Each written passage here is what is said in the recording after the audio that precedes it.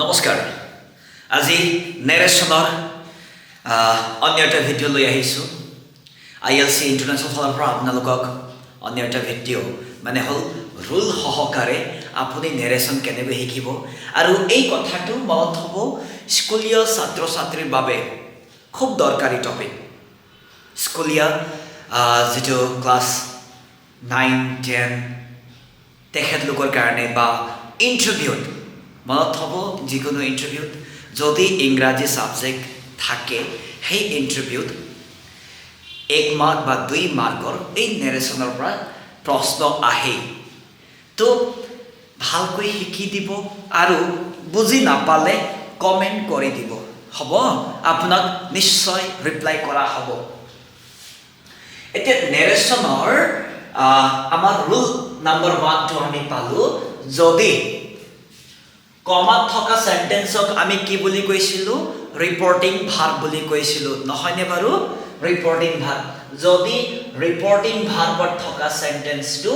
simple present tense নতুবা simple future tense মই ইয়াত ঠাই অলপমান বচাবৰ কাৰণে লিখিছো এনেকৈ সিম্পল প্ৰেজেন্ট টেন্স নতুবা সিম্পল ফিউচাৰ টেন্স অলপমান বুজি দিব ঠিক আছে ইয়াত সিম্পল প্ৰেজেন্ট টেন্স লিখা হ'ল সিম্পল প্ৰেজেন্ট ইফালে ফিউচাৰ টেন্স সকলো ফিউচাৰ টেন্সৰ কথা কোৱা হোৱা নাই সিম্পল ফিউচাৰ টেন্স হা ওকে যদি থাকে আৰু উদ্ধ কমাত থকা সেন্টেন্সটো পজিটিভ সেন্টেন্স নতুবা নেগেটিভ সেন্টেন্স যদি থাকে ৰুল নম্বৰ 1 হিচাপে এই ধৰণৰ সেন্টেন্স আহে সিম্পল প্ৰেজেন্ট টেন্স নতুবা simple future tense positive sentence নতুবা নেগেটিভ সেন্টেন্স আহে দেই যদি এনেকুৱা ধৰণৰ সেন্টেন্স থাকে তো ইনডাইৰেক্ট স্পিচত আমি কি কৰিব লাগিব উত্তৰটো হ'ল ইয়াত যি সেন্টেন্স থাকে সেম সেন্টেন্স আহিব কমা কমা আৰু উদ্ধ কমাবোৰ উঠাবৰ কাৰণে আমাক ডেট শব্দ লগাব লাগিব কনজাংশন হিচাপে দুটা সেন্টেন্সক জইন কৰিবৰ কাৰণে তাৰ পিছত ইয়াত যি টেন্স থাকে সেই টেন্সৰ পৰিৱৰ্তন নহয় নো চেঞ্জ ইন টেন্স বুলি কোৱা হয় টেন্সৰ পৰিৱৰ্তন নহয় কপিত লিখি ল'ব পাৰিলে যদি সুবিধা হয় দেই তাৰ পিছত ভিডিঅ'টো পজ কৰি কৰি আপুনি শিকি থাকক হা ওকে তাৰ পিছত এইটো হ'ল roughly আপোনাক ডেফিনেশ্যন ৰুল হিচাপত যদি এই ৰুল এইটো ফ্ৰেমৱৰ্কছত যদি আমি সোমাও এই ৰুলত সোমাও তেন্তে আমি আৰু অলপমান ভাঙনি কিছুমান পাওঁ ভাঙনি কিছুমান কথাবোৰ পাওঁ সেই কথাবোৰ হ'ল চাব ডাইৰেক্ট স্পিচত আমি ধৰি লোৱা হওক সিম্পল প্ৰেজেন্ট টেন্স হিচাপে লৈছো এই ঠাইত সিম্পল ফিউচাৰো হ'ব পাৰে নো ডাউট নো প্ৰবলেম আমি জাস্ট সিম্পল প্ৰেজেন্ট টেন্স হিচাপে লৈছো দেই চাব সাবজেক্ট আহিব v1 s es ইয়াত ব্ৰেকেট থাকিব লাগিব অবজেক্ট নাই কমা আহি গল ৰিপৰ্টিং ভাৰ্বৰ সেন্টেন্স তাৰ পিছত ps মানে হ'ল পজিটিভ সেন্টেন্স ns মানে হ'ল নেগেটিভ সেন্টেন্স মই ইয়াত অলপ ছুটিকে লিখিছো দেই মই কৈ দিছো আপুনি জাস্ট বুজিবলৈ যত্ন কৰিব যে ps মানে হ'ল পজিটিভ সেন্টেন্স ঠিক আছে সেন্টেন্সত আকৌ পুলিশ স্টেশন বুজি নলব ঠিক আছে আমি সেন্টেন্সত কৈ আছো ps মানে পজিটিভ সেন্টেন্স ns মানে হ'ল নেগেটিভ সেন্টেন্স দেই ওকে এতিয়া ইনডাইৰেক্ট স্পিচত এই প্ৰশ্নৰ এই ষ্ট্ৰাকচাৰত থকা সেন্টেন্সৰ উত্তৰ কি হ'ব ইনডাইৰেক্ট স্পিচ কি হ'ব চাব দেই ইয়াত যি সেন্টেন্স আহে সেম সেন্টেন্স আহিব ইয়াত তাৰ পিছত কমা উদ্ধ কমাবোৰ উঠাবৰ কাৰণে আমাক ডেট লাগিব যেহেতু ইয়াতে পাইছিলো নহয়নে বাৰু তাৰ পিছত এই যেটো টেন্স থাকিব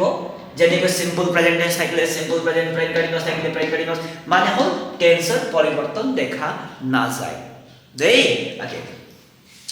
নেক্সট হ'ল বি এক্সপ্লেনেশ্যনত বি কি পালো আমি চাবচোন সাবজেক্ট পালো v1 s প্লাস অবজেক্ট এতিয়া মনত থব যদি অবজেক্ট নহয় সেম সেন্টেন্স আহিব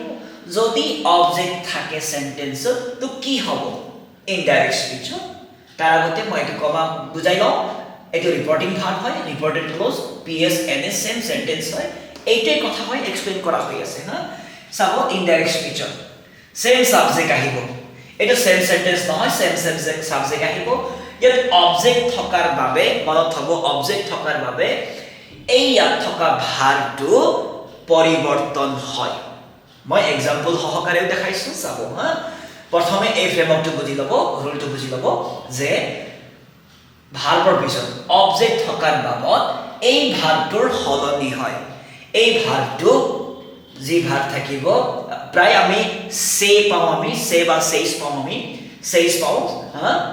এই সেই শব্দটো টেললৈ কনভাৰ্ট হ'ব আৰু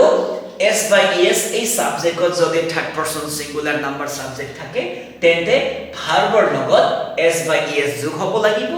যদি subject third person singular number না থাকে তেন্তে ভাৰ্বৰ লগত s by es যোগ নহয়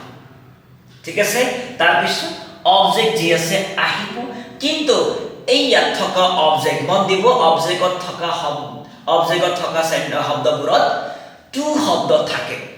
to দেই টু শব্দ থাকে এই টু শব্দটো ইনডাইৰেক্ট স্পিচত অমিটেড কৰা হয় মানে হল হাইড কৰা হয় লিখা না যায় তাৰ পিছত অবজেক্টত থকা বাকি শব্দবোৰ ইয়াত আহিব তাৰ পিছত কমা উদ্ধ কমাছবোৰ উঠাবৰ কাৰণে আমি that as a conjunction লগাব লাগিব তাৰ পিছত টেন্সৰ পৰিৱৰ্তন নহয় প্ৰেজেন্ট কন্টিনিউয়াস আছে reported clause direct speech indirect speech to present continuous থাকিব বুজি পাইছে নহয় ওকে নেক্সট মই ইয়াত এক্সাম্পল লৈ আহিছো আপোনালোকৰ বাবে খুব ধুনীয়া এক্সাম্পল চাবচোন এক্সাম্পল ইয়াত AV2 দি দিও ন example 1 example 2 চাব দেই one example he says comma indirect comma start hol tar pisot I am a doctor boli koa hol etia mor proshno tu hol sobot koi porthome apuni bisaribo lagibo je he says I am a doctor ei sentence to yat na jabo ei kotha tu yat aru bhangoni kori aru gaping nothua koi dia hoise dei sabo to apuni bisaribo lagibo je ei sentence to rule number 1 or hoy এর হয় নে B হয় এই কথাটো আপুনি গম পাব লাগিব দেই তো সাবসন সাবজেক্ট v1 s আছে মানে অবজেক্ট নাই অবজেক্ট নথকা ফ্ৰেমৱৰ্কটো কত আছে আমাৰ NAV হা দেখা পালে নে এড পালো আমি সাবজেক্ট v1 s তাৰ পিছত অবজেক্ট নাই ইয়াতো অবজেক্ট নাই মানে হল এই প্ৰশ্নটো আমি ৰুল নাম্বাৰ 1 এ পৰা পাইছো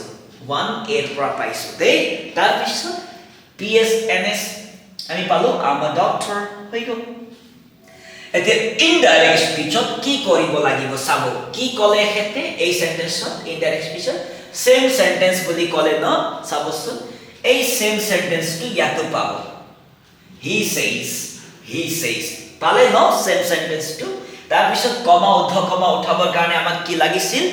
that লাগে এই that শব্দটো ইয়াত আমি দেখালো তাৰ পিছত এই টেন্সৰ পৰিৱৰ্তন নহয় আমি ৰুল হিচাপে পাই আহিছো টেন্সৰ পৰিৱৰ্তন নহয় কিন্তু প্ৰনাউনৰটো পৰিৱৰ্তন হ'ব কোনে কাক কলে সেই হিচাপত প্ৰনাউনত পৰিৱৰ্তন আহে দেই চাবচোন এতিয়া he says বুলি কলে কোনে কয় তেখেতে কয় I বুলি কোন হয় I বুলি কওঁতা কোন হয় তেওঁ হয় হি হয় মানে হল I মানে হল এখেত হয় গতিকে লৈ এই I টো হি লগত কানেক্টেড আৰু বিফৰ ভাৰ্বত সাবজেক্টটো আছে মানে হল I হি লগত কানেক্টেড তো এই হি টো আহিব ইয়াত I ঠাইত হি হ'ব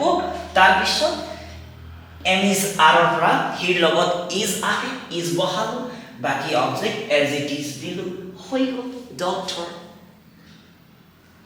বুজি পাইছে নহয় মই আশা কৰিছো আপোনালোকে বুজি পাইছে আৰু ভৱিষ্যতে ৰুল নম্বৰ 1 ৰ অসুবিধা হ'ব নালাগিব দেই ওকে নেক্সট হল 2 নম্বৰ এক্সাম্পলটো চাবচোন চাব she says to him কোনে কাক ক'লে কওঁতা সদায় ফাৰ্ষ্ট পাৰসন শুনোতা সদায় second person she says to him মনত থব she says to him কোনে কাক ক'লে তাই তেওঁ ক'লে I বুলি কোন হয় কওঁতা হয় she হয় you মানে কোন হয় him হয় ঠিক আছে এতিয়া চাব এতিয়া she says to him object পালো নহয় এই অবজেক্ট পোৱাৰ লগে লগে এই অবজেক্টটো পোৱাৰ লগে লগে আমি বুজিব লাগিব ৰুল নম্বৰ a নে b subject verb s object মানে হল ইয়াতো অবজেক্ট আছে এই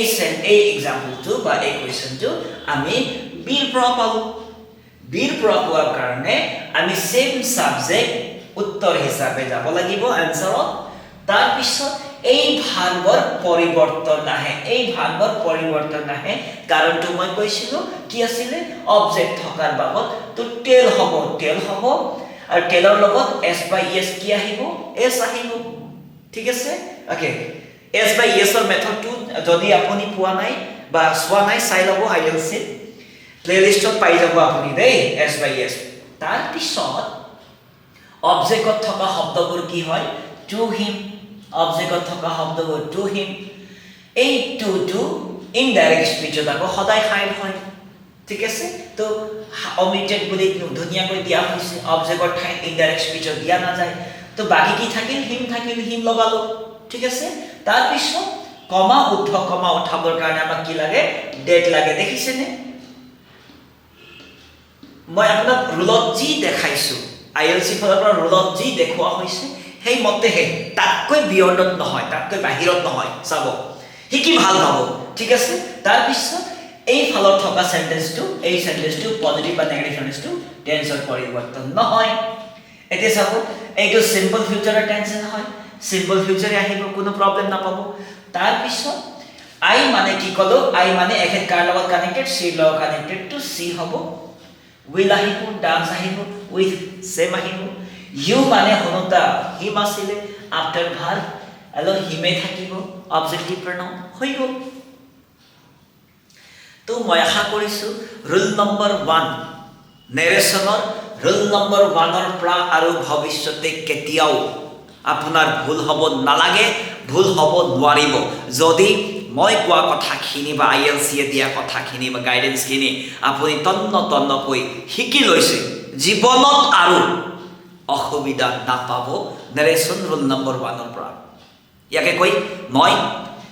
এই ভিডিঅ'ৰ পৰা সামৰি মাৰিছো ধন্যবাদ লগ পাম নেক্সট ভিডিঅ'ত লাইক শেয়াৰ কমেন্ট কৰিবলৈ নাপাহৰিব